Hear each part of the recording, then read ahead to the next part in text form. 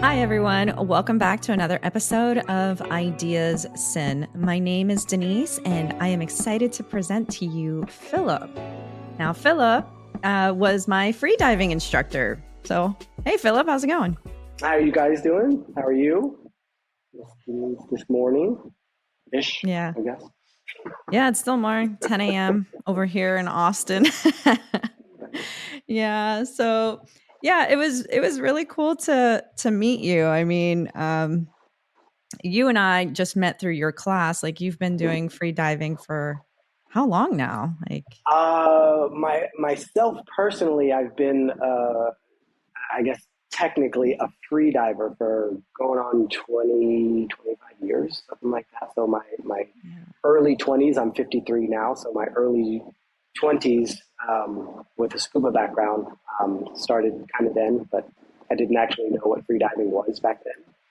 Like I said, close to 30 years ago. But So yeah, about that long. I've been an instructor going on about 5 years.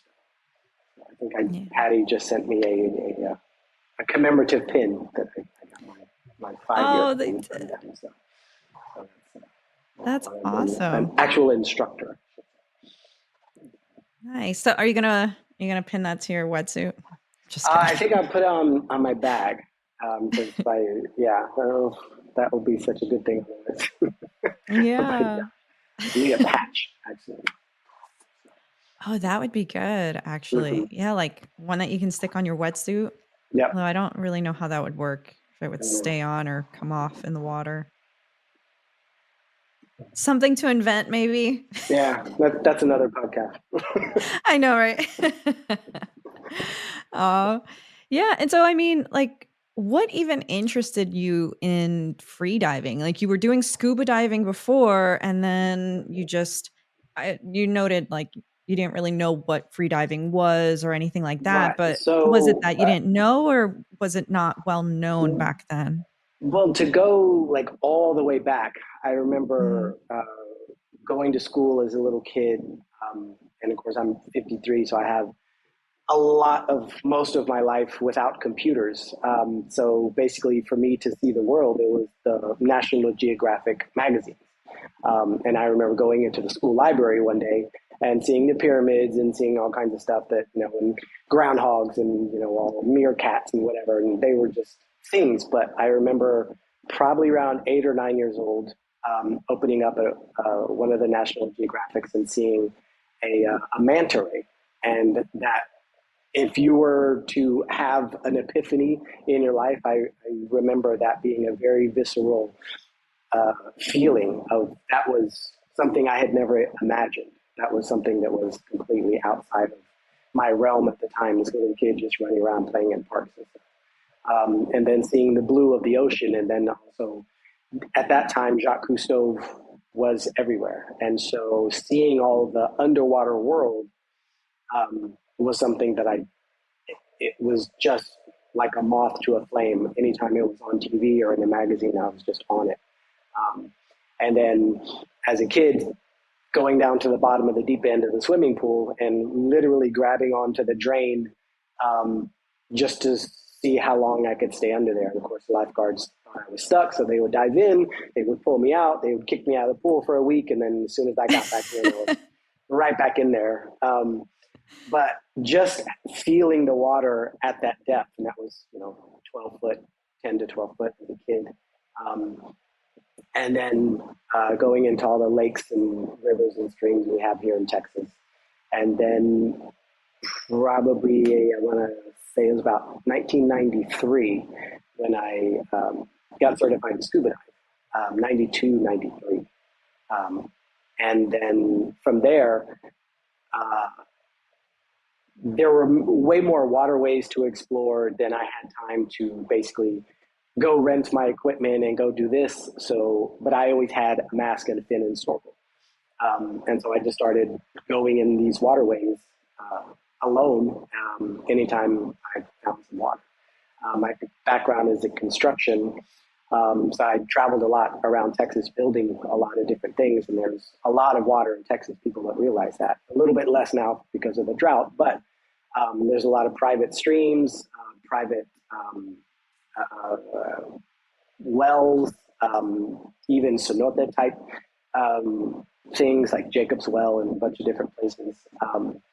But again, I always had a mask and fin and snorkel, so I just started doing that. And then early 2000s, I started hearing about this guy named Umberto Pellizzati, a woman named Tanya Streeter, all these people that were doing this thing called freediving. And of course, being in Central Texas, landlocked where I am in Austin, um, they had been doing it for for years and years and years. But that was the first time I knew associated this word freediving with this activity, sport.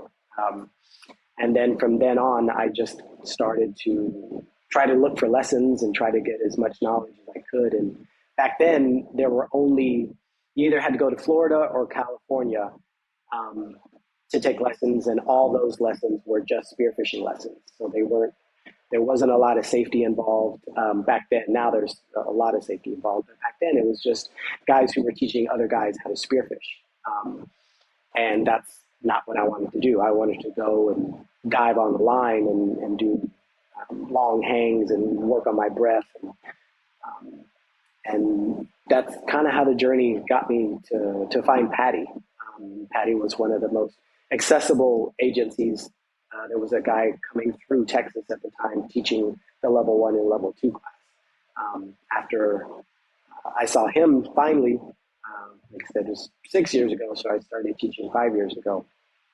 As soon as I took the first couple of classes with him, I followed him back to Florida and spent a lot of time with him and got my instructor rating.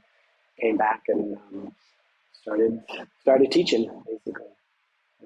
The long and skinny of it. So, No, I think that that's great. And one of the thing well, I've had like a few questions pop up throughout your story, but I guess the first question was when you were younger, when you were a kid and you're just going mhm. down 10 to 12 feet, like did you know anything about equalization? Like did you feel that at all? Do you No, I remember that didn't. at all? I the only time that I've ever really had equalization issues is when I have allergies. So pizza and bread are two of the things that are really bad for me. But I'm never going to stop eating pizza, so that's just what that is. But as a kid, going to the bottom of the deep end in the pool, I never had any issues. Never thought about anything. I don't know if I was equalizing back then as a kid. And then once I got into scuba diving, I don't remember having issues with equalization. And so the Frenzel equalization as opposed to the Valsalva, um, uh, I remember trying to, when I started pushing depth, like getting past the 80 to 100-foot range, I remember having issues at that point where an instructor was really instrumental in getting me past those barriers. But as a kid, I don't know. I don't know if you're just more pliable in your Yeah. in your ears, but yeah, going to the bottom of the deep end was never an issue. And then again, knowing what I know now as an instructor, that 12-foot mark is is kind of the mark where if you're not good with equalization or you have issues, you can usually get 10 to 12 feet. And anything beyond that, we need to start changing into the friend zone. But yeah, I never, not that I remember as a kid. So it just was always a water baby, essentially. Yeah.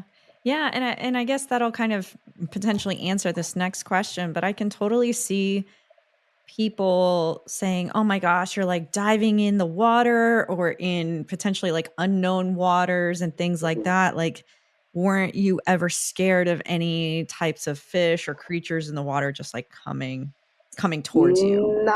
Not in Texas, because I mean, Mm. it depends on the waterways. Once you get more towards the Gulf and more towards those waters, there could be um, potential alligators or no, we have too many crocodiles. Um, but most of my diving has been in lakes and rivers and streams around Texas, and the biggest thing you're going to encounter there is going to be maybe a gar or some kind of a catfish, but everything else is just perch and bass and things like that. The occasional water moccasin, but they're usually on the on the top or in the trees. So Oh yeah. that was also part of the excitement of not knowing what you're going to find, of just diving in this new body of water. And so just exploring a lot of the waterways around here, you just never know what you're going to see. You could see a giant snapping turtle the size of a manhole, or you could see a shopping cart. You just, you never know. Yeah, all the random garbage that's at the bottom of Exactly. the water, It which just is washes up and washes around. But yeah, yeah. I guess if anything, the biggest thing that might hurt you would be a snapping turtle if you get too close. But again, Mm. that's a Texas issue for the most part. Yeah. And I mean, have you ever had any types of encounters with any No, other wildlife that when my wife and I went to the Maldives, there was a black tip shark that was around us, but it didn't really seem interested. Other than it swam by a couple times and was like, I don't really care about those guys. But other than that, I've been around, swam with manta rays and whale sharks, and um, never had any scary incidents. It's super, super exciting times underwater where you can't catch your breath and your breath holds are like 10 seconds because you're just so excited to be there. Um, but nothing that ever attacked or scared me or anything. And even the occasional spearfishing trip that I've gone on, I've never had any encounters with anything yeah, that would hurt me. that's good. Also, just in general, with if you're going in the water, that's their house. So that's kind of one of those things you just take upon yourself to go.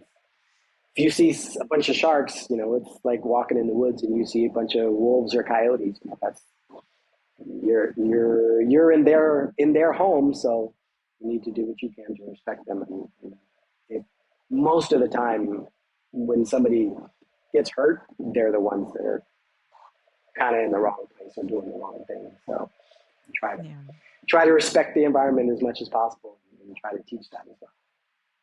Yeah. Yeah, I think that's something that a lot of people don't realize is like these like freak accidents or attacks. A lot of the times Right, it is on them usually. Like right, they're doing something to either right. provoke the animal or like get too close or something because most animals I have found they just want to back off and not even Yeah, deal I with mean, people or again, they're curious and yeah, looking. snakes will do everything they can do to get away from you. They'll listen to the ground, they'll smell the air. As soon as they get a whiff of a human, they're gone. So if you stumble upon one, you may have just caught it sleeping, but for the most part, they'll get away from us. And all those stories about, a bison attacks a man in Yellowstone is like, well, stop trying to take a selfie with the bison. Because, Stop trying to go you know, pet it. it happens all the time. People, Yeah. like I said, it's one of those things. You respect others, creatures, people, whatever, and most likely you get that respect in return. Mhm. And try not And to wrestle sharks. So yeah, the key. can you imagine that?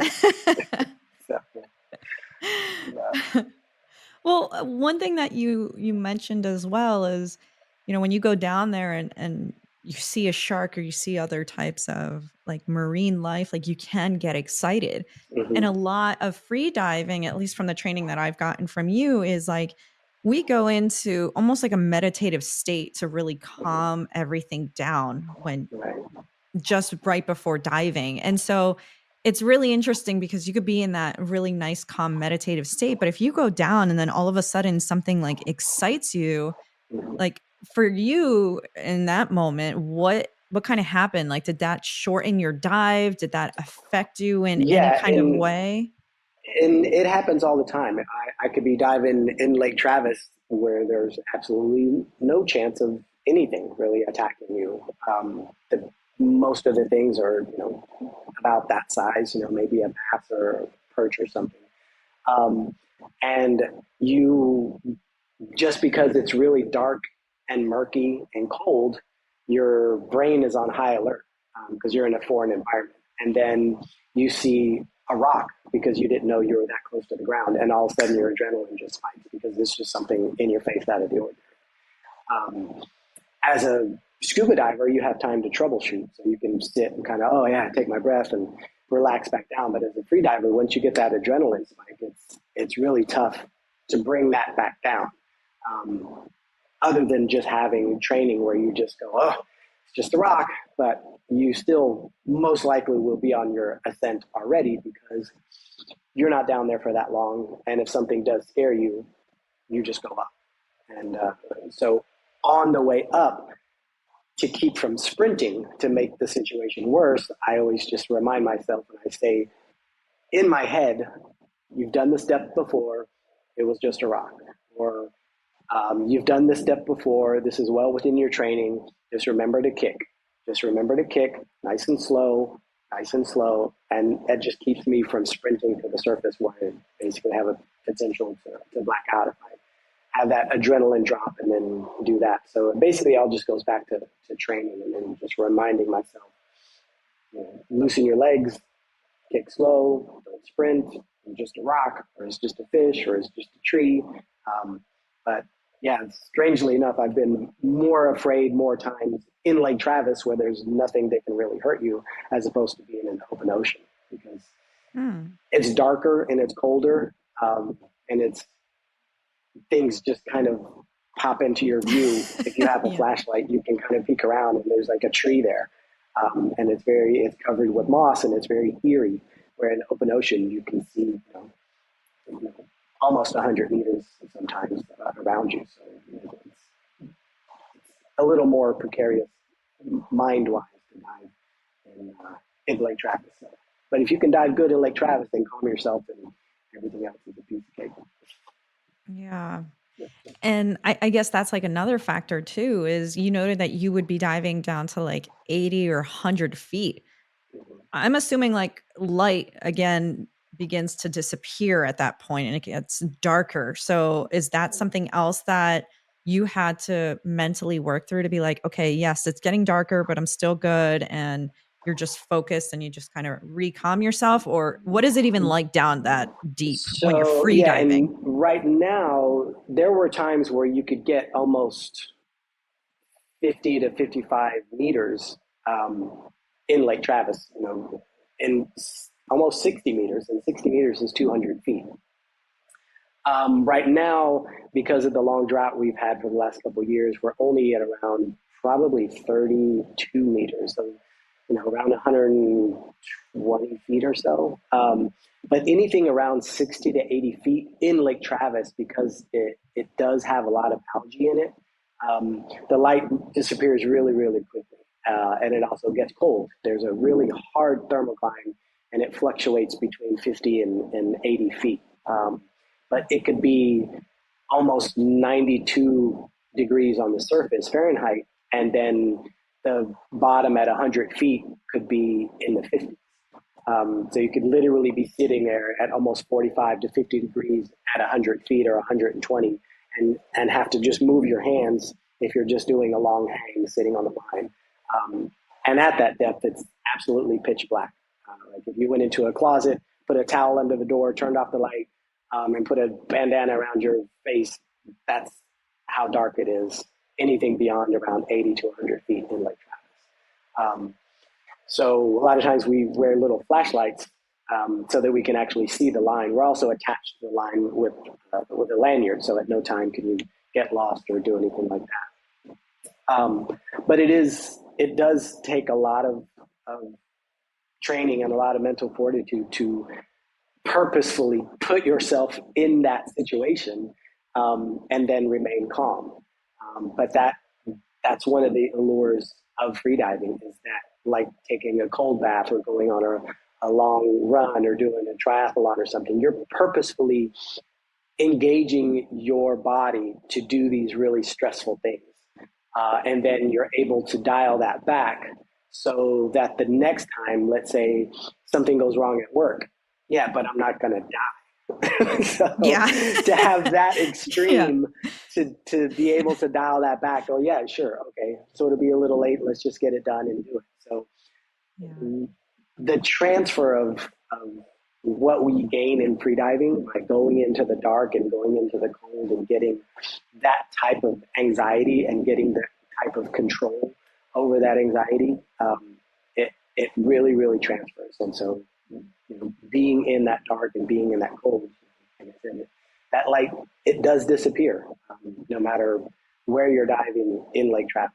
In the open ocean, it's different. In the cenotes in Mexico, it's different. There were some cenotes, we would drop the line to 30 meters and you could still see the plate. So at 100 feet, you literally can still see the bottom plate, and see the dive line and watch your diver go all the way down and back. And you can see them clear as day. But in Lake Travis, once a person takes off, once they're past, 10 feet, for the most part, they're gone. You just can't see them. And so, like you were saying, the light it just starts to dissipate really, really quickly after that. Yeah. And so I know sound travels very well underwater. At that point, like, can you hear anything when you're down that Yeah, you deep? do. You do hear boats as they're going by. Sometimes, depending on where we're diving, there's a water intake somewhere. I don't know where it is, but you can hear the mechanics of it just going jung jung jung jung jung, and that reverberates throughout the water really far. The coolest thing that I found, and I didn't get this until a lot later, is that along with the mammalian dive reflex that's kicking in, your heart rate starts to slow down as you're diving. Peripheral vasoconstriction, all these things are happening, but your heart rate really, really slows down. And so when you're at 100, and the way the water reverberates and the way that your body is made of water and the sound in your body, you can hear your heart rate really, really slow down. So you can be sitting in the dark, holding onto a dive line, in 50-degree water and just hear boom, boom, boom, and your heart rate's, probably in the low 30s, if not high 20s. Oh, Um, wow. and Yeah, that's so, pretty low. yeah, and it's because, again, there's a lot of physical things that are happening with the mammalian dive reflex and physiology wise and biology wise. But if you do a lot of cardio, you usually have a lower heart rate in general. And then once peripheral vasoconstriction starts happening, your blood doesn't have to go all the way to your fingers and toes, and the constriction of the water starts to squeeze your arms and legs, and basically it just brings all the blood to your core, your head, your heart, and your lungs. And so your heart doesn't have to push blood all the way to your fingers and toes, so it can actually slow down. And so when you're doing a really long hang, like sitting at 100 feet for 20 seconds or 30 seconds, you can really, really, really get in tune with your heart rate and just hear it just dropping. And that's really fun when that happens. And then, Yeah. a fish will swim through your flashlight, and then you freak out. And then You're you're like, back "Oh, up to shit, I gotta go up." 120. Yeah. No, that's really cool. I mean, and just thinking about, like, obviously I haven't gone down that deep, but just thinking about it too is when you're down there, you're literally just alone with yourself. And a Yeah. lot of it is like such a mental game. So I guess I don't know if you've done like a float tank or anything before, but that's like complete sensory deprivation. So for anybody who's like potentially even curious to be like, well, what is potential like pitch black, like darkness? It's like you can go in there and you're lying in water that has a lot of salt in it. So you're like pretty buoyant. And Right. you just literally lie there for like 30 minutes or an hour or longer, and you just connect to everything. Like you can connect to your body, but especially like your mind, especially if you're like opening your eyes up. I think that's the Right. other thing too. Um, the other question that I'm kind of leading up to is when I've done float tank, I've done it a few times where the first few times I was like, "Oh my god, like I'm going crazy because my mind's thinking of all these crazy things that are going to happen." And so I'm like working through my fears. And then afterwards, I was like, okay, yeah, I've done this before. I know nothing's here. And then I'm literally just lying there and chilling out. And I keep my eyes open. Other times I close my eyes, other times I open my eyes. But it's like you adapt to the darkness, or sometimes like you just have like these visual effects kicking in. Does Right. that ever happen when you're down in the water because it's so black and you've been down there for a decent It amount of does. time? Yeah. So those are essentially kind of like survival things where your brain because it always has activity and it's built to keep going. Once it doesn't have input, it'll just start making stuff up. Mm. And so when you are down there, one of the keys and the goals to freediving is to try to control your mind, because you can very easily get disoriented, for one thing, because we dive basically head down, and that's disorienting in the water.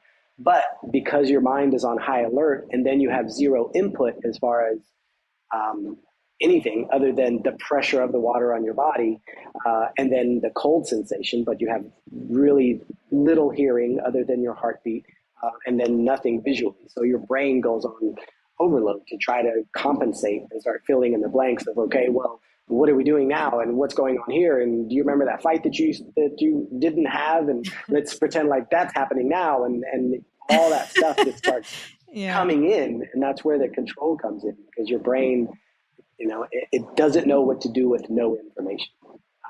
And so that's where the training comes in, and that's where the peace comes in, because you can just keep reminding yourself, I'm purposefully doing this. This is what I'm doing. This is how I'm doing it. This is comfortable. This is high and intense, but at the same time, it's comforting because I'm under my own control and I'm purposefully making this happen. I've never been in a float tank before, but I've heard that analogy. A lot of people associate those things. I know some divers that have done both.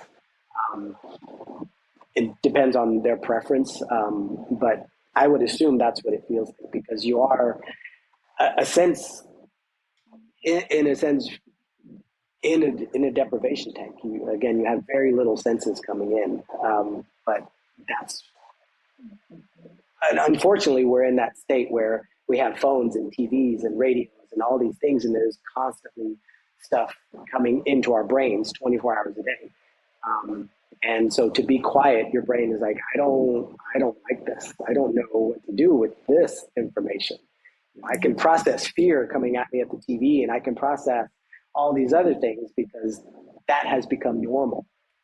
But to have nothing, that's different for our brains, and we need to sit in nature, whether it's underwater or in the woods, and just not have that kind of stimulus. Our brains, doctors have now been prescribing movement and nature as opposed to medicine. There's a tremendous amount of research in the past 20 years that, depression, anxiety, all of these 21st century diseases, so to speak, and ailments and mental disorders, movement and nature are two of the highest things, best things that we can do, with actually more better outcomes than just medicine. And so, like I said, purposefully going out and stressing your body out, it helps. It does. Mm-hmm. Drama is a different story. So, people always talk about that. So drama is completely separate from what I'm talking about. But physical stress, our bodies really do appreciate physical stress. But yeah, this giving your brain a chance to be quiet and decipher nothing is not something we get a lot of time with. Yeah. And would you say that were you introduced into like meditation mindfulness at the very beginning of your journey with free diving and scuba diving, or No, was this something you learned like way after that you then started to no, work way on and after. It changing? was, yeah. So I was, again, freediving 20 years ago, and meditation and yoga and a lot of the things that you see associated with freediving. That, in my view of freediving early on, I didn't know that was part of it. I just saw people swimming with big long fins, and that was it, and holding their breath for a really long time. It wasn't until I started trying to actually push depth. And one of the things that you do when you start pushing depth is one of the things that happens is once you get to a certain depth, and it can happen to somebody at 10 feet and it could happen to somebody at 200 feet, the exact same thing happens. One, you either have a problem with equalization or you have a problem with your brain. And so if your brain is not going to allow you to get past that depth because of the sensations on your body, or your mind can't get wrapped around what you're asking your body to do, you get the fight or flight. So a lot of times you have that fear, you turn around and you sprint to the surface. It's a natural occurrence. That's what our bodies are supposed to do, right? That's supposed to happen. We're supposed to have fear. But when you're pushing depth, once you associate fear and turning around in the same instant, then every single time you feel that feeling, you're going to turn around and run away. So when you're pushing depth, what I would start doing is I would feel that anxiety and feel the fear, feel the pressure on my body. Equalization was good. So I knew it wasn't anything stopping me mechanically speaking, that it was just my brain. So I would hold on to the line, turn myself head up, and literally just sit in that feeling, in that fear, and just sit as long as I could so that I wouldn't associate running away and that feeling of fear in the same time. And then eventually my body would get used to, let's say, 60 feet. And I'd go, okay. And then I would just drop myself down like maybe a foot, like 6 inches to a foot, just so I know mentally I pushed myself, right? Regardless if it was 20 feet or 6 inches. I made myself, I overcame that little bit, and I allowed myself to go farther. And then I go back up and I have a sense of accomplishment that I felt the feeling, I didn't run away, and I went farther. And so the next time my brain is like, okay, well, that didn't kill you. So let's try that again. And from that, I started to do those hangs. I wasn't trying to meditate. I wasn't trying to get anything done other than not allow myself to run away when I was scared. And then I started to enjoy doing the hangs. So I started doing shorter dives as far as distance goes and depth, and doing longer breath holds and longer hangs. So I would do like a 2-minute dive to 60 feet, like 20 meters. And just literally just sit there for like a minute and just sit and just hang. And that's when I really started to understand, oh, that's what that is. That's what, like when you get on a motorcycle, as soon as you turn it on, you find that zen. When you are doing your yoga, you find that peace. When you meditate. So it takes different time periods for different people to reach that point. And you don't find it every time. It's like anything. Sometimes I look forward to a swim. Sometimes I don't. Sometimes I look forward to a run. Sometimes I don't.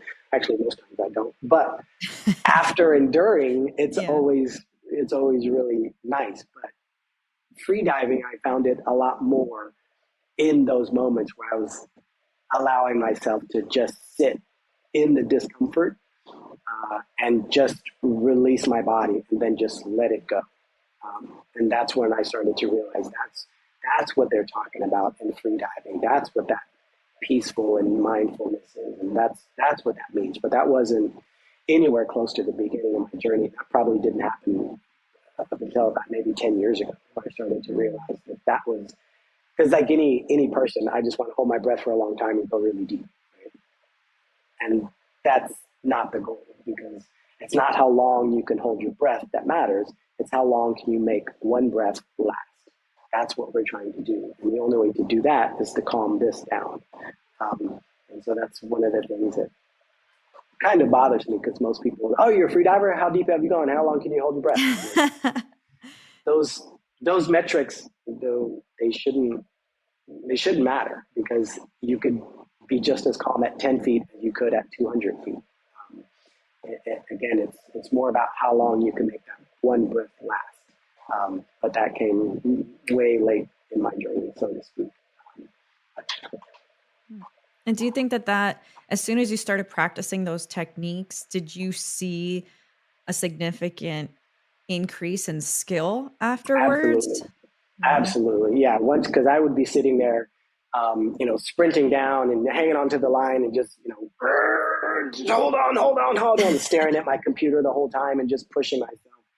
And once I started to realize, just let go. Right? I like literally took off my computer. Actually, I had an instructor one time because he was watching me as we were going down, and he said, "Hey, let me see your wrist."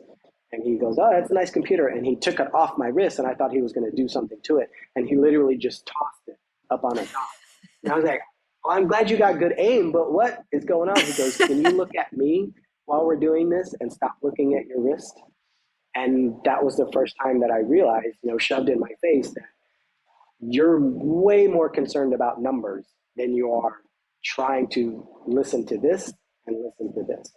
And so once I started to associate doing those long hangs and feeling my body just melt into the water and literally just dissipate like a drop of dye in a bowl of water, that's when I would pop up from a dive, not looking at my computer at all.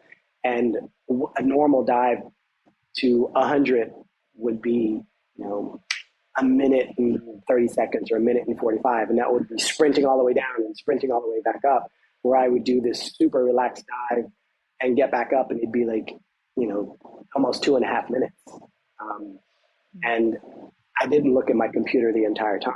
And sometimes not till I got home, where I was downloading, and I was like, holy crap, that was almost a 2.5 minute dive, like 2:27 or something like that. But that only comes with just letting go of all the numbers, all the depth, and all the everything, and just letting that just relax. And you start, for me, it starts in my jaw. Once I start clenching my jaw, then I know something's going wrong. And so, but yeah, it makes a huge difference. So one of the sayings is, with relaxation comes depth, and with relaxation comes equalization. So if your mind is not relaxed, it's going to start tension everywhere.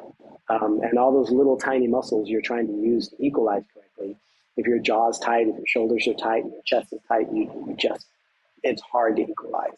And everything just has to be nice and fluid as you're going down.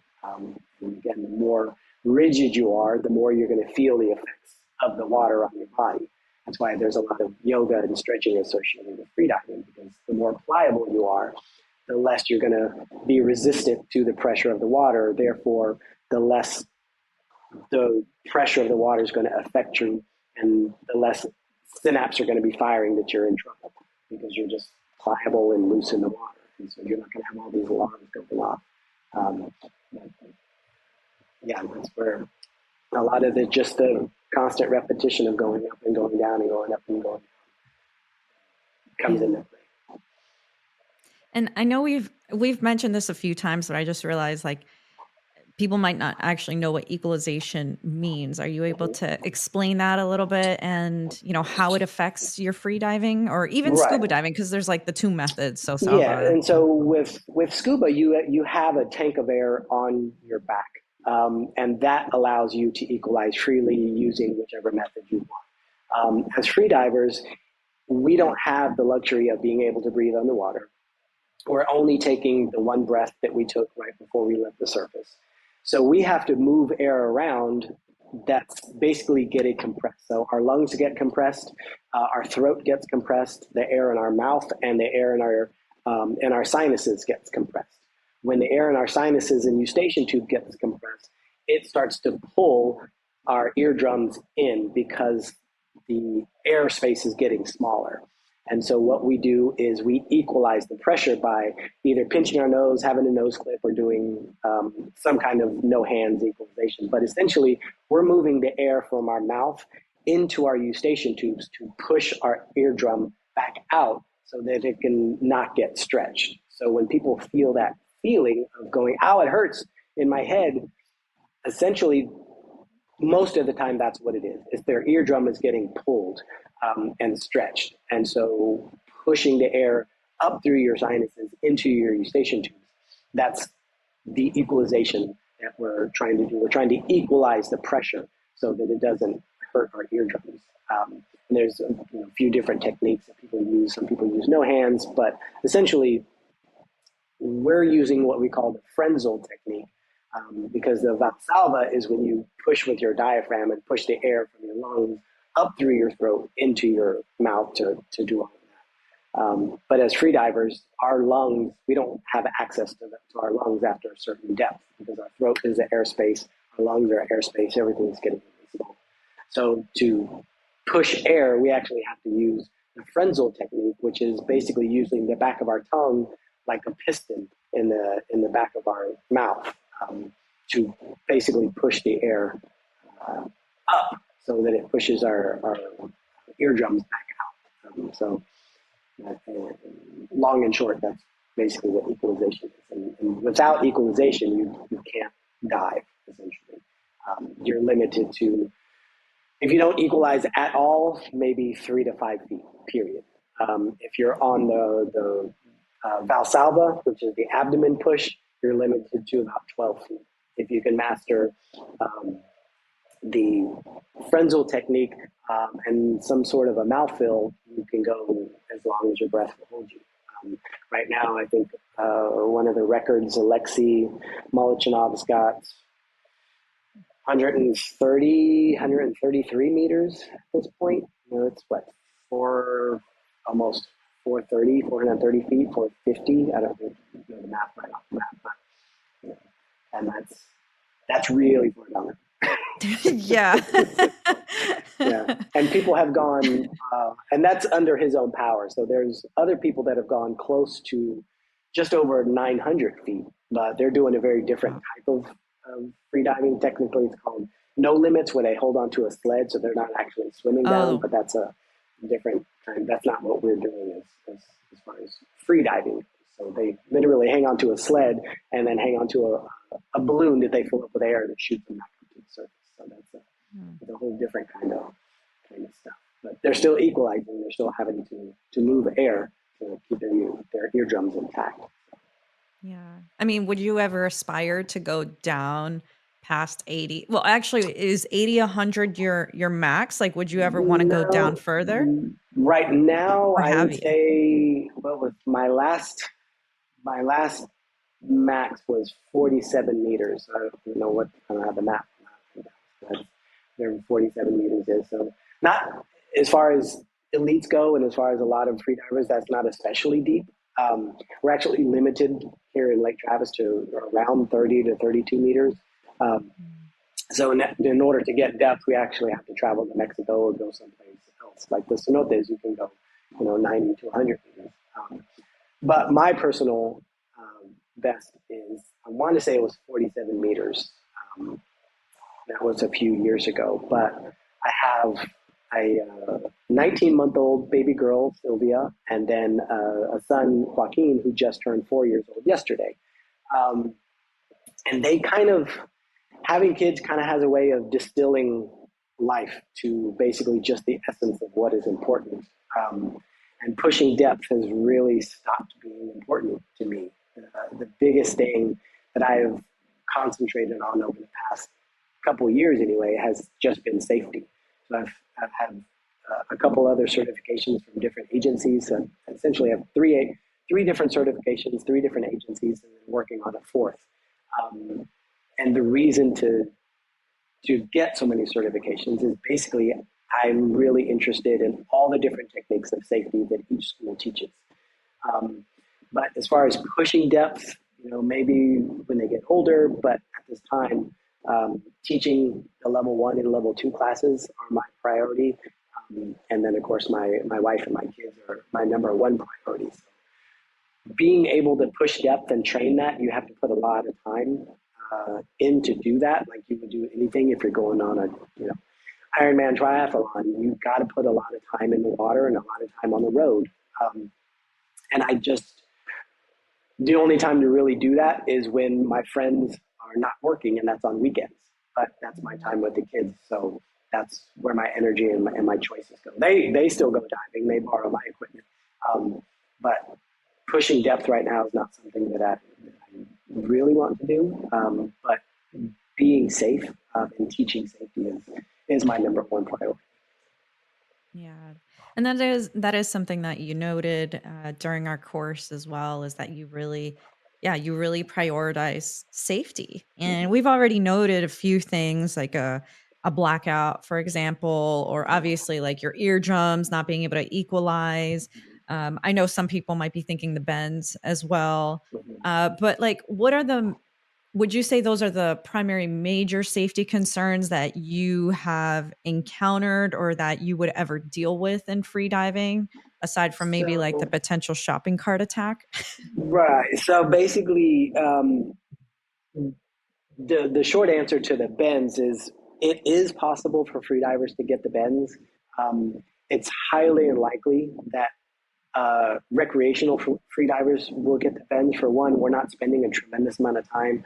I mean, we're talking seconds underwater, and we're not breathing compressed air. We're not spending, 5, 10, 15, 20 minutes, half an hour at those depths.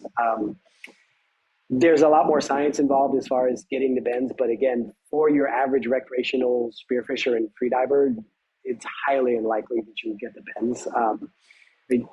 There's a lot more to it than that, but for the most part, that's there. Blackouts are the main things that we worry about and work on. Um, if you have proper safety in place, most of the time a blackout is very manageable. So if you've ever seen competitions, it's very likely that 1 in 10 divers are going to black out when you're watching a competition. And depending on the weather conditions, you can have a current at 100 meters, and these guys are going, to 120 meters, and or have a current at 80 meters. Um, and they're having to fight a lot more than they thought they were going to.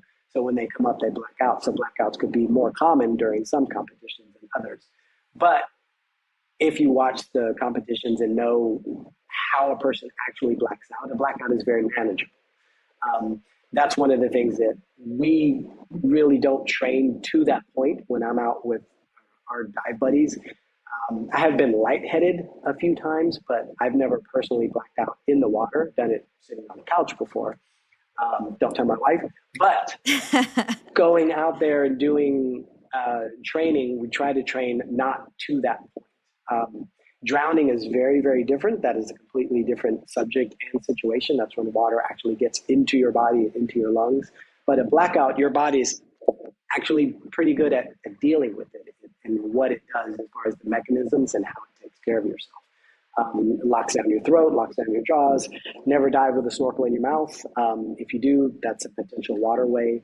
But if you are not diving alone and your buddies know what to do, if you were to black out, 99% of the time, a blackout is not an issue because, again, they're very manageable if they're caught in time and you know what to do. And that's why taking a class is really important.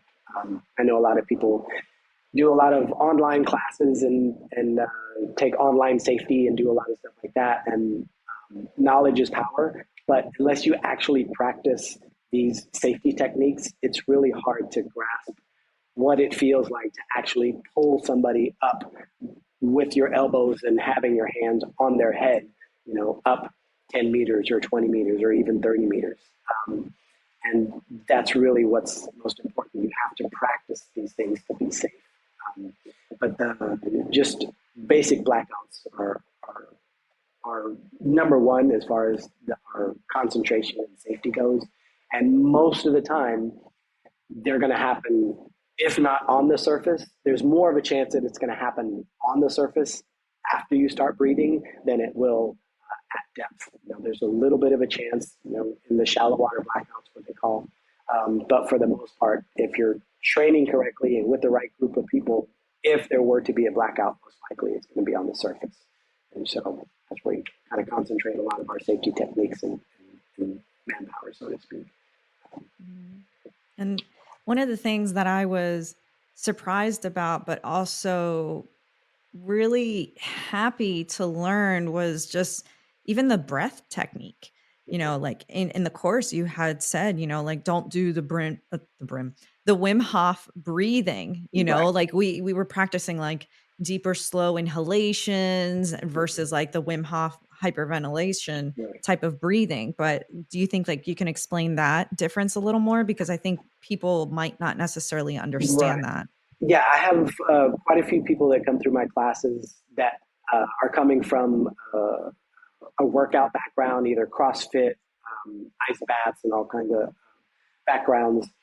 Um, and the Wim Hof technique, it's a viable technique. It does work. I've gone through it. I've read, basically, there's 3 different books that I've read about him. Scott Carney is the guy that actually wrote the book, What Does Not Kill Us. Um, and he wrote that book. He actually went to go to Wim Hof to prove him wrong as a charlatan.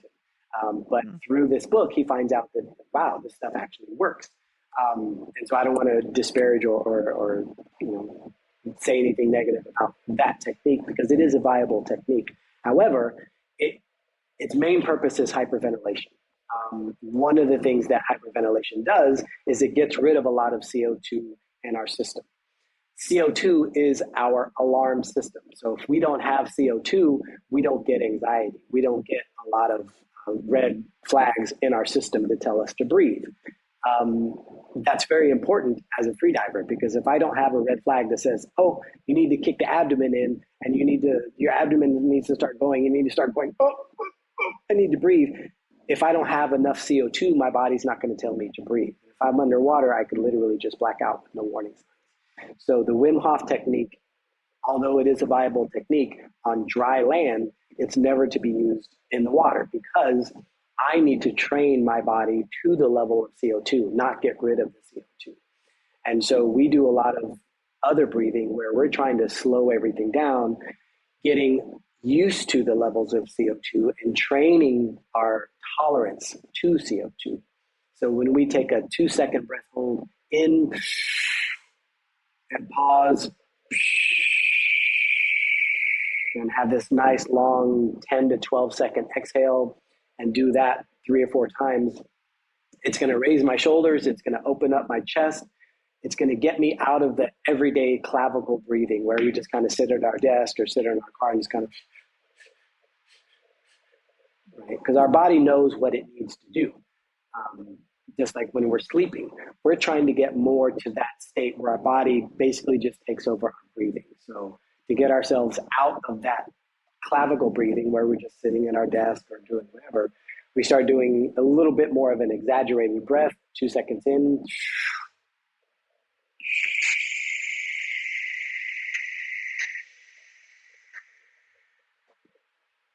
a little bit of a pause, 2 seconds in,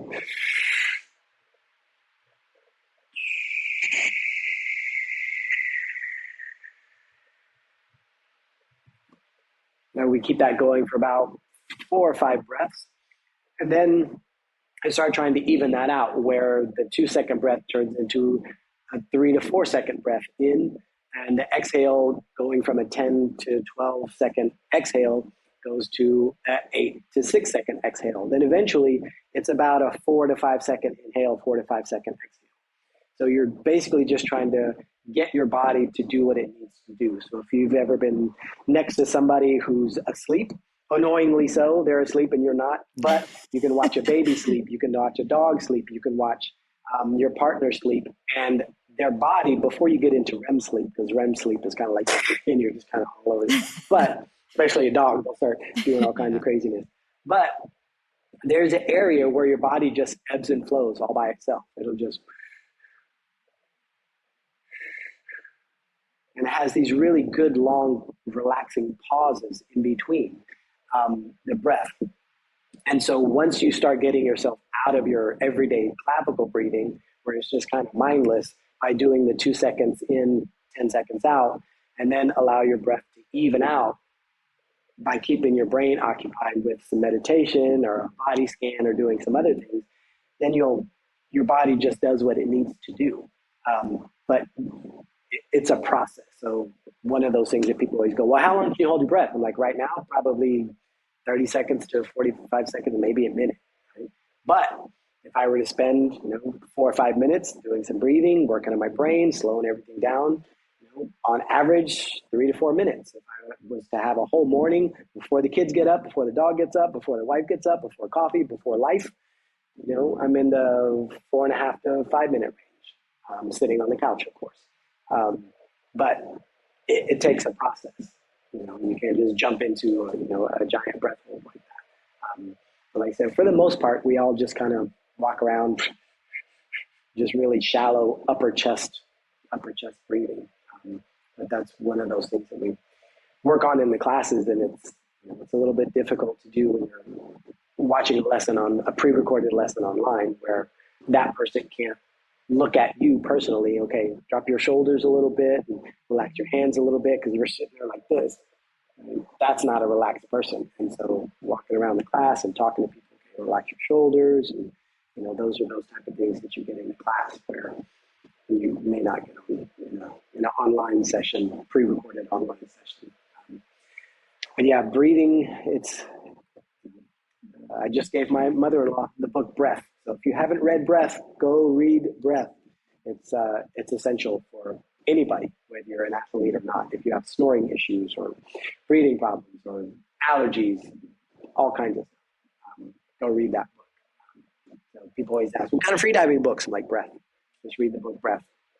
And that's the beginning for anything. If you want to be a triathlete, read the book Breath. If you want to be a truck driver, read the book Breath. If you want to be alive in this world, read the book Breath. And then go off to your individual specificity of things. But yeah, back to the original subject, hyperventilation is not to be done and associated with freediving. They're not good together. Yeah. And it's true. I think about it and it's like your lungs, they're like muscles. It's when you go to do any other sport, you go and you kind of warm up, you do your stretches, you do what you have to do. And when you're getting Right. into breath work, it's the same thing. Like you're Yeah. warming up your lungs and you're slowly being able to expand them out more. Mm-hmm. So, yeah, it does make sense. And to your point, like I've experienced that myself with pranayama. Like when Mm-hmm. I've done that practice, I'll start and I'm like, oh man, like I have really like tight breathing. Like I'm not Right. really You're that like, this open, session but is going it's to suck. yeah, Right. And then you exactly. get into it. Yeah, and you warm up and you're like, "Oh, okay, now I can like hold my breath." And then it's like we go through like 2 or 3 cycles depending on like what the goal is, but we'll do 2, 3, 4 cycles even and as each cycle increases, it's like, "Wow, I can hold my breath longer. I feel it more and you just relax so much more." And that's like a whole other different experience too. Mhm.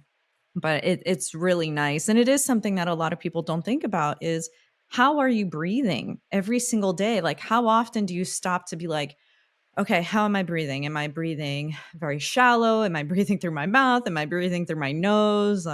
I mean, as you were going through those breath exercises, a lot of the times you were inhaling through your mouth and then slowly exhaling through your Mhm. mouth as well. Mhm. Do you ever switch and do nose inhalations and exhalations, or, you go back and forth between nose and mouth inhalation, So exhalations? as a free diver, a lot of times we are wearing a mask. So there is a lot of mouth breathing. Whenever I'm sitting on the couch or teaching classes, I try to breathe through my nose as much as possible, 100% of the time, if possible. I breathe through my mouth a lot of times during classes because it's louder. So I can't explain to somebody by going, okay, now let's do the breath. Mhm. Right? There's no noise there. They can't tell what I'm doing other than my shoulders going up or my back or whatever's going on. So, right, it's very audible. It's very loud. So a lot of times when I'm teaching classes, I do a lot of mouth breathing for that reason. When I'm doing it myself, uh, usually I'll start out with 2 or 3 breaths, maybe 5 breaths, in through my nose, out through my mouth. Um, there, there has been some research that talks about the sound of exhaling through your mouth by getting that really slow hissing sound, whether you're stopping it with your lips, pursed lips, or you're stopping it with your tongue. That's relaxing. So sometimes if I'm having a hard time, what I call breaking loose or just kind of shaking loose, I'll start exhaling through my mouth to get that audible sound to remind myself that, okay, that's what we're doing. Um, But in that book, Breath, and a lot of research before and after that, they talk about how important it is to breathe 100% through your nose. So I try to do that as much as possible. Again, with the mask on freediving, a lot of times I'll literally just hold it up like that until my last 2 or 3 breaths and then drop it down and then breathe through my mouth. But for the most part, I try to do as much as I can through my nose. And so one other thing that I realized as well, um, so it seems like as soon as you started diving into this a lot more, you're not only teaching how to free dive, but you're also teaching breath work and mindfulness and meditation type of practices. Did you ever think that you would get into teaching in this activity or hobby that you've taken on? Not in this way. So I got into construction in my early 20s, and then basically spent the next 27 to 30 years in construction. I'm a realtor in my day job. My wife and I are realtors. Um, and through that time, I always took different paths to just do different things. But I was a guitar teacher for a little while, an art teacher for a little while at elementary school. And then I taught construction to guys in clean coming back from Iraq and job skills. And then was a culinary teacher in juvenile detention for 3 years, I think. Um, and through all that, I was just teaching what I knew. I didn't think I was, really imparting any knowledge, so to speak, other than this is how you hold a saw, or this is how you cook a sauce, or anything like that. Until I started working with the adult programs and the juvenile detention programs, that a lot of times the activity is just a side piece of what these people are actually looking for or actually need. I can teach somebody how to hold a saw, or I can teach somebody how to make pasta from scratch, but to impart the humanity of when you build something, you're giving of yourself. When you cook something, you're giving of yourself. And through all that, I realized that when somebody asks a question, it's a very vulnerable place to be. Like when I was growing up in construction in the early '90s, there was a lot of not fun people to be around. You can, unfortunately, just use your imagination on guys on the construction site. I was dealing with Vietnam vets, a lot of substance abuse people, and when you're around a lot of guys like that, you get berated for not knowing something. So somebody's like, "Why are you so stupid? How do you not know this?" I'm like, "How am I stupid for not knowing something?" And so I never got mad. I never remember being mad in those situations. I always had a puzzling feeling like, why, how am I the dumb one for asking a question? And so I've always taken that to heart. And once I got the opportunity to start teaching construction classes to people looking for job skills that are, out of, out of the penitentiary, or actually teaching in juvenile detention, to give these guys this information in a very open way. Because again, and just speaking from my experience, for a man to ask a man something, it's hard to do in general. Men aren't really allowed to have emotions, essentially. And so to be able to be a teacher and have somebody ask you something, that's a very vulnerable place that they're putting themselves in. So if I'm like, well, how are you so dumb that you don't know this? Okay, let me go ahead and show you. Now I've just completely cut them off. Right? They're never going to ask a question again, or they're going to associate a completely crap feeling with this thing.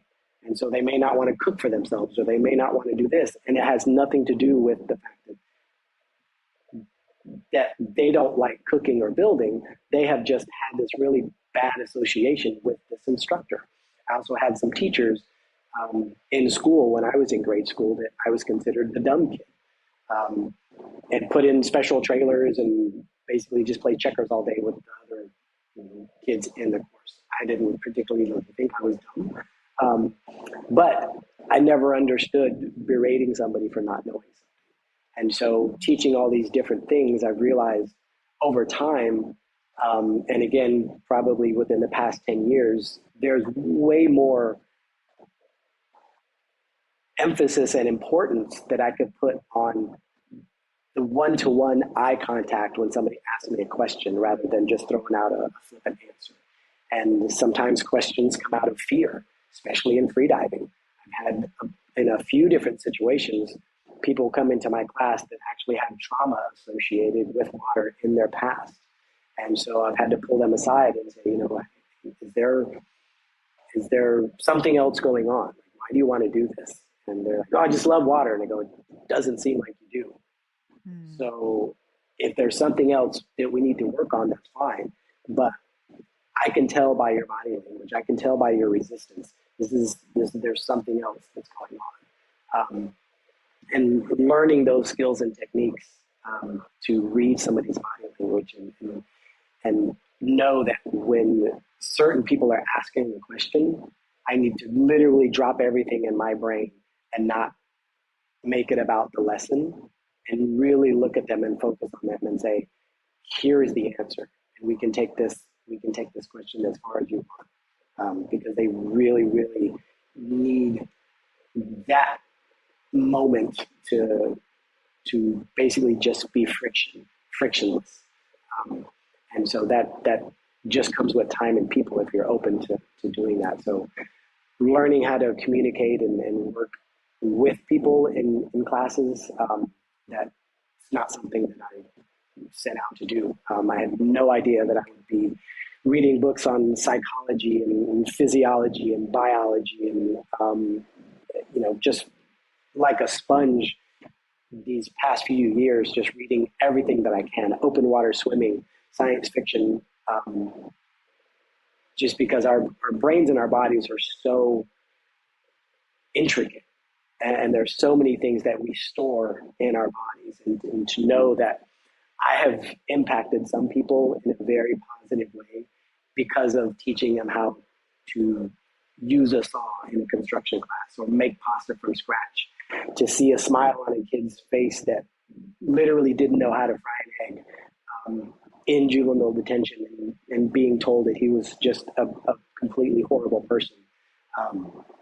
And then having people come to me in freediving and seeing some of that pain coming up, and then seeing it kind of wash away once it really starts to basically just dissipate into the water. In no way that I think this was a part of it, part of my journey. And I've had people thank me for, thank you so much for doing this and for doing that. And I'm like, as an instructor, the good ones that I've had literally just opened the door and said, I'm just showing you a mirror. It's already there. I didn't do anything. That's just you already.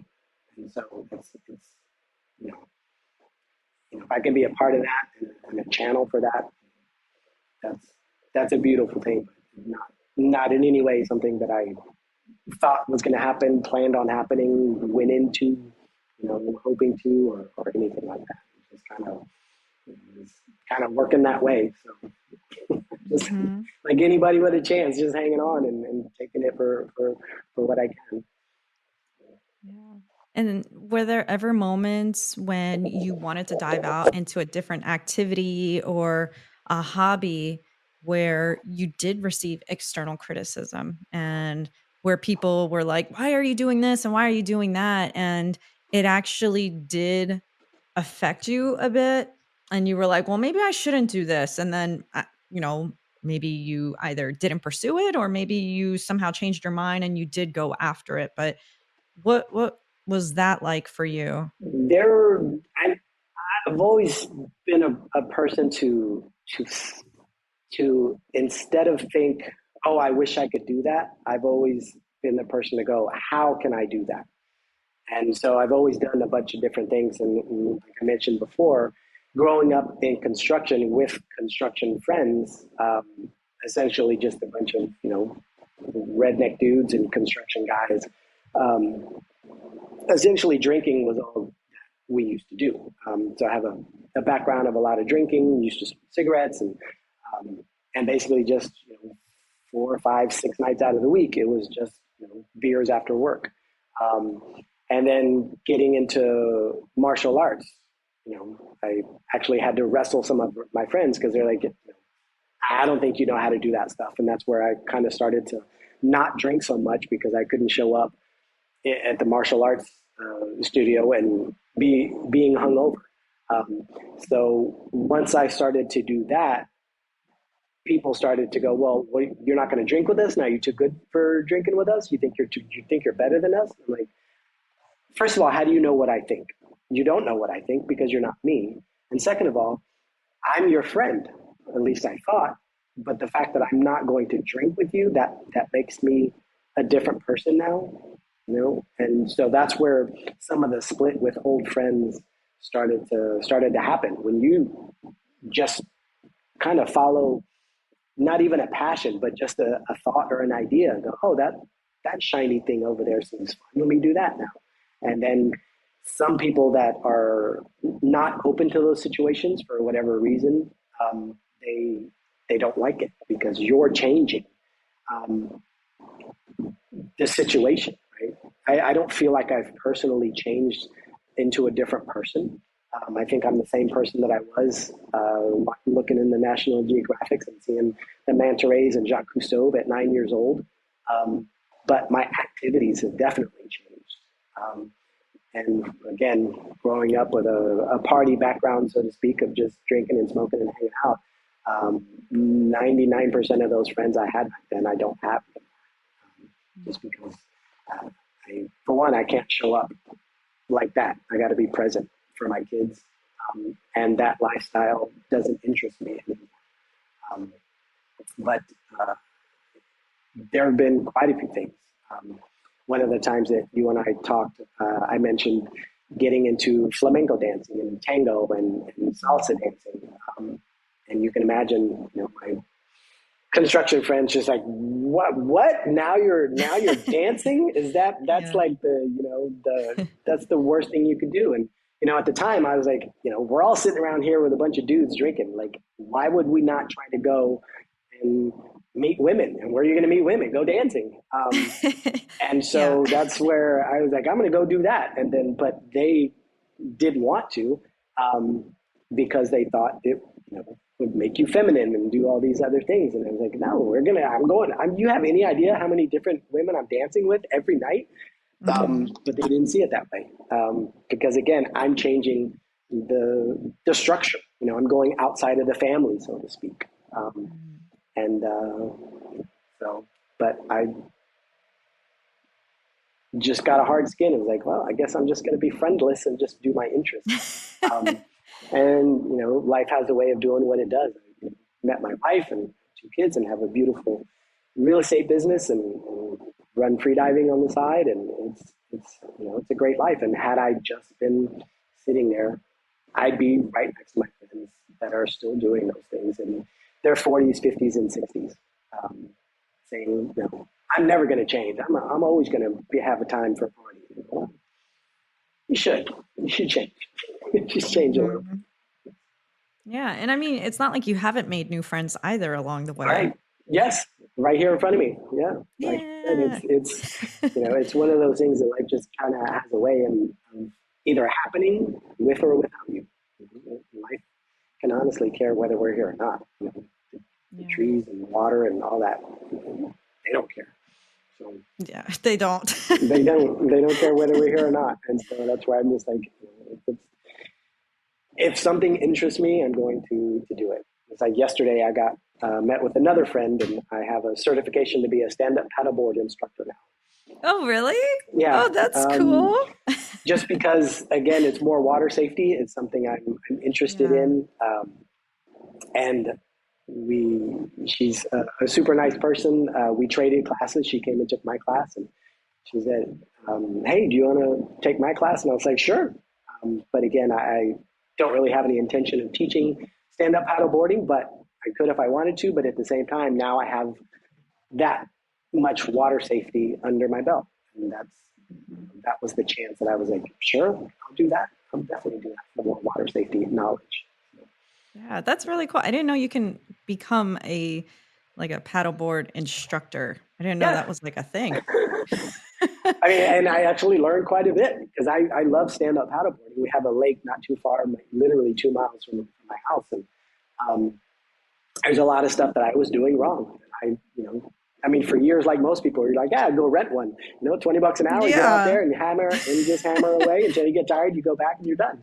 Yeah. But there are so much more efficient techniques and safety skills that I learned that I was like, holy crap, that's really cool to know. And so that's why, again, it's good. It's good to have knowledge in a bunch of different things.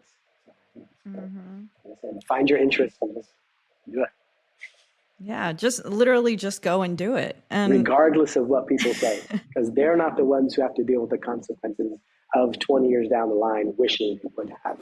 And that's always been my fear. I don't know who said it. I just heard it the other day. I've always been more afraid of the regrets of not doing something than the regrets of doing something or yeah. doing something wrong. I don't remember the actual quote, but yeah, if you do something and you fail, good. Check it off the list. I'm not going to do it again.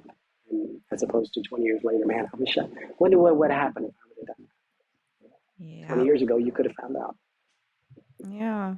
Exactly. And there's still a lot of things that people can do, Yeah. at different ages, Oh obviously. yeah, I don't know absolutely. what like the oldest age is for free diving, but They have a is there like master's a age? program. They have master's programs now. There are people competing in their 50s and 60s. Again, the one thing that I try to put across is it's we are engineered. Our bodies are literally in our DNA to do this activity. People have been diving in the water way before there were lessons, way before it was called free diving, literally thousands of years ago. It's in our DNA to do this type of activity. We've been going into the waters for subsistence, for tools, for all kinds of things for as long as there have been literally primates to where we are today.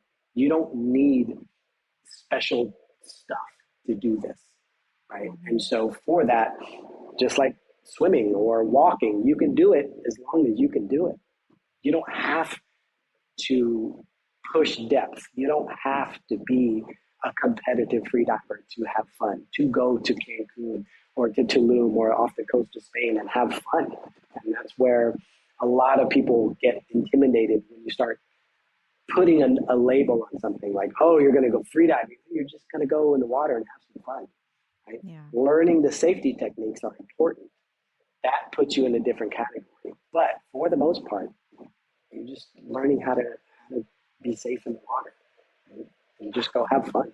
You don't have to have an age limit. Like I said, maybe I'll compete one day in the master's programs. I think maybe a year or two ago, they just started a master's program. Of course, I could be completely wrong with that, but yeah, master's programs and everything, swimming and freediving and marathons, all kinds of stuff. That'd be really cool to see you do that. I'd be As like, long as you yeah. can do it, use it or lose it. That's our bodies for sure. Yeah. And so, actually, a question that popped up because you've been on both sides of being a student and an instructor. Mhm. For somebody who's just getting into an activity and you do have the option of being, an instructor certified. So, for example, with paddleboarding, you were like, oh, I never really thought I would do it, but it gave you a whole different perspective on it. For somebody who, I'll just use yoga as an example because a lot of people like to go get the yoga certifications. What if they've never done yoga, but they were interested in it? Would you suggest taking a more instructor led certification program like that? Or would you just say, just try out a few classes first, see if you like it, get that experience? Like, which one do you Yeah, think is so going to be I more I I impactful? definitely and I have as far as the stand up paddleboard, I've stand up paddleboard um, for years and years and years. I used to kayak with my brother. My brother got me into kayaking, and I don't have an instructor license for kayaking or anything like that, but canoeing, I've done that for years, stand up paddleboarding. So anything that has to do with water, I've always done. And same thing with freediving. I was a freediver for easily 15 years before I started looking into being an instructor. The only reason I became an instructor was kind of stupidly, I was going to go be an instructor, get my instructor rating, come back and teach my friends how to do it. Because there's no instructors in Texas. I'm the only one that I know of. There's a few that kind of travel around, but for the most part, I'm the only instructor or freediving school in Texas. But again, I was just going to come back and teach my friends how to do this stuff so I could have buddies. Again, stupidly, all my friends were drunk rednecks, so they're not going to be in the water saving me anyway. So I just found people on Facebook and started doing stuff like that. So in that, just start doing something and then see if you like it. Like if you want to, go freediving, go to Barton Springs and go try to touch the bottom. Mhm. That's freediving. Anytime you don't have equipment on as far as scuba gear, you're freediving. Period. That's what it means. Free of equipment. So scuba is self-contained underwater breathing apparatus. That's what scuba means. Freediving is free of equipment, right? So you can literally do it. No fins, no snorkel, no mask, no nothing. And then depending on what you want to do, you can add a mask. No fins, just use your hands and feet. If you want to add fins, and then just go up from there. Same thing with going on a run. You don't have to run races. You don't have to do a 5K. You can literally just go for a walk and then run for one block. See if you like it, right? And then just build up from there. So all these things that I have instructor certifications for, I was already doing them because I just went, oh, that looks fun. Like doing salsa and tango and flamenco. I had thought maybe I should teach this because it was fun. But it was just something I just thought, that looks like fun. I'm going to go try it because everybody thinks at some point, oh man, I wish I could do that. So go try it. But everybody has this elite thought of, well, I can't do it like that. Well, nobody can. Nobody's going to be Paco de Lucia on a guitar and play flamenco, and nobody's going to be, Serena Williams on the tennis court. My wife and I go play, and it's like two ducks out there. Of course, she's a lot better than I am, but I'm not trying to be an expert. But that's what stops everybody. Everybody goes, "Oh, I wish I could do that."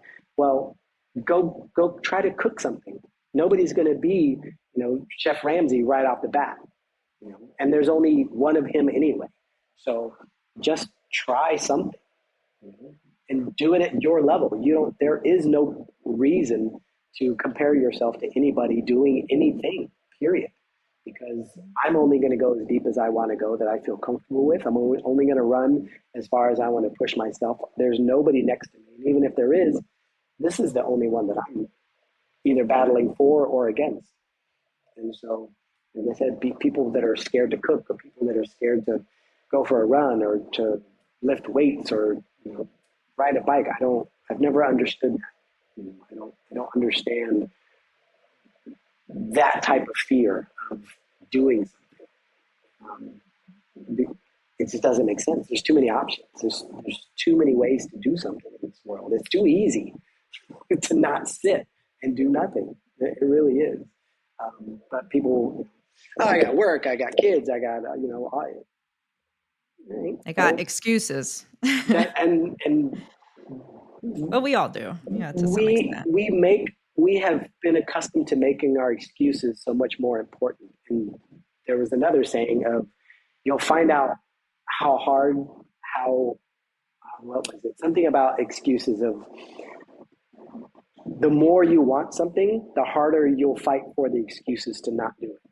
Because people will, hey, I'm going to go on a run. Oh yeah, I was going to, I would go with you, but then I got the kids, and once I get some more time, and once I do this, and once I get the bills paid, and I'm going to go. Okay, so next year you'll have time and money to do this, because you literally just laid out a plan for like the next 6 months that you're busy. Because I just said I'm going to go on a run, and then you start stacking on excuses why you're not going up. I don't. So I mean, I'm still going. It's like, so don't go, man. But it's funny how many, and I do it with different things as well. My wife can tell you with folding laundry, I'm really good at washing, I'm really good at drying, but getting them out of the basket, folded and put away, that's where it stops. I don't know how, but everybody got something. So. Yeah, you got bills to pay when I gotta laundry. I gotta answer emails. I got stuff going on. I can't be folding clothes. So, Right.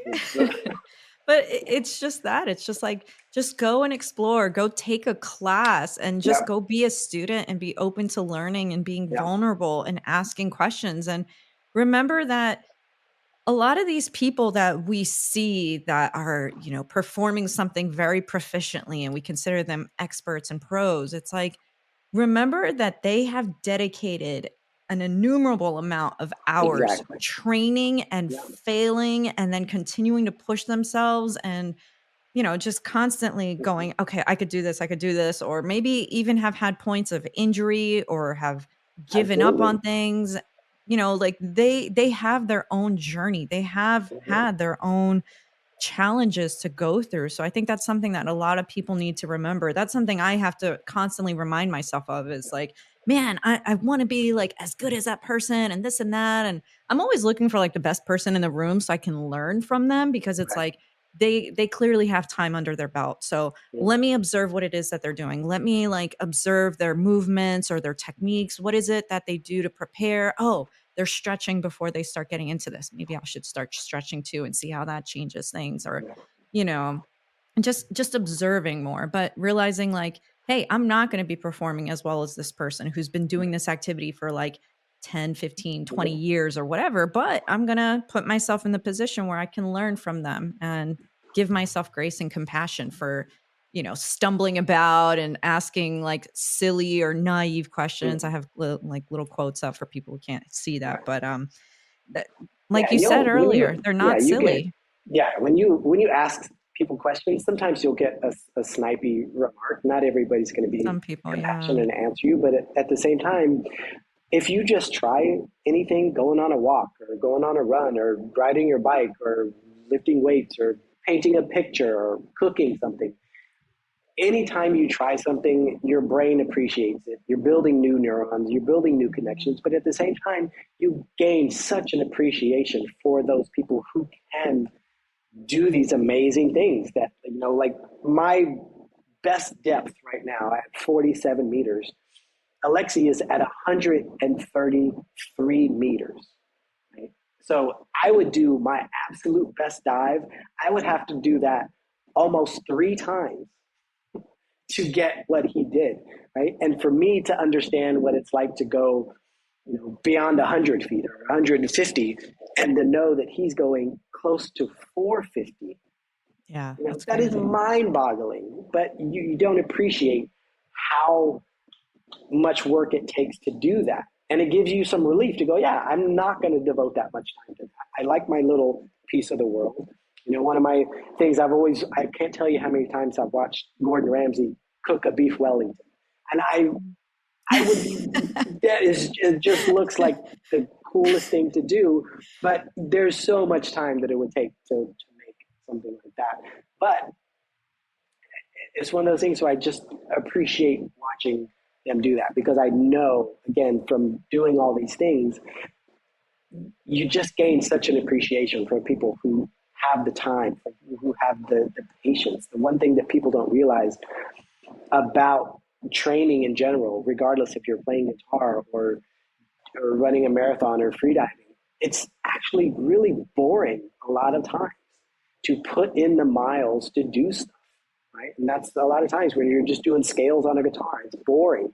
When you're on the road and you just can't break your mind loose, it's boring. When you're doing really long swims, it's kind of boring to just do this repetitive thing over and over and over. But that's what those greats like Michael Phelps and like, Michael Jordan and these guys that are just, you know, completely, Shirley Muldowney, this lady who was a racer for a really long time, who just, like you said, put countless hours into these things. I mean, if you can get just a glimpse by trying it, your appreciation for that activity just goes through the roof because you know what it takes to compete at that level. But again, you can give yourself some grace by going, that is amazing. I'm never going to put that much time into it, but that's so cool that they can and they do that.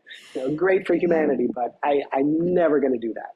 And so that's where the grace came in for me with freediving to know I don't need to push depth because, for one, to be a record holder is not something that I want to do. At the same time, my kids are where my energy is. And so I Mhm. have the grace to go, man, that's really great that you do that. People go, how deep did you go? I'm not worried about that. because Yeah. I know what it takes to devote that much time to do that, and I'm just not going to. And then allowing yourself the pause to go, you don't have to. Yeah. You don't have to. You can just have your little piece of the world and be okay with what you're doing. And I'm completely happy and content with what's going on here. And that's something I never thought I would get to, if you look back at me in my construction days. But again, through all these different activities, to know the time and effort and all that to put into it. And now you just go, yeah, it's fun to not have that pressure of, oh, I got to go on a run, or I got to do this, or I got to do that. I don't got to do anything. I just got to Yeah. smile and love my kids. That's it. That's my gotta these days. Yeah. And that's like such an important factor to realize as well, is that you go through these activities, but you learn about yourself and what it is that you Absolutely. want to do. And there are some people who are going to be like, this is the only thing I'm ever committed to ever. And they do want to be an expert and they can be an expert. There are Mm-hmm. people who are great like that. But then there are others where, I think that's like similar to you and I, at least like I fluctuate through different activities because I love to learn about all those different concepts. And as I continue to do that, not only do I expand out on my community and the people that I meet and on the skill sets, but it's like, yeah, just the different types of skills and things that you learn within your own mind and body, they begin to complement one another in Yeah, different ways. And so it's like, yeah, just expand out, try different things. And like you noted, if you really love something, great, go for it. If you have the time and dedication to put into it. But if not, it's like, just do it out of the enjoyment of it. You don't have to be an expert in anything. You can just learn how to read yourself and be like, what can I give out, right. And and people how much. forget. We also forget the periphery of things, right? So the Mhm. fact that I met you and you're my friend now, and the fact that I met my friend Melody, who taught me how to be an instructor for stand-up paddleboarding, the fact that one of my best friends, who I call a brother, I met through my freediving class. All these things wouldn't have happened if I were not a freedive instructor. But Yeah. if I also didn't account for those things, all of the stuff in the periphery, all the friends that I've made, all the contacts that I've made, all the good times that I've had, the people who have impacted my life, that's all the stuff that matters, right? The goal oriented stuff, like trying to be the best, you kind of get narrow focused and you miss the periphery of what's actually happening. All the people that are helping you. Because Michael Phelps didn't do it by himself. Shirley Muldowney didn't do it by Mhm. herself. Tanya Streeter, Alexei Molchanov, they all have these teams behind them of people, whether they appreciate them or not, that either allow them to do these things, help them to do these things, or are bridges for them to accomplish their goals. But we do things together. Anybody that's like, I did this, you're like, you didn't. You didn't. Because if you're doing it by yourself, you'd be out in the woods by yourself doing pretty much nothing. But this periphery that we miss because we're looking at this one spot, there's like this pyramid of people around us that we all really genuinely want to help each other. I firmly believe that, and we get enjoyment out of helping others. And so I really, really love it when somebody reaches the plate for the very first time, and it's 10 meters, it's 30 feet for a vast majority of freedivers. 10 meters is not a big deal, but for me, it's a huge deal every single time somebody does it because it's such an accomplishment, and I was able to facilitate that for them and to be allowed to be a part of their journey, whether they ever freedive again.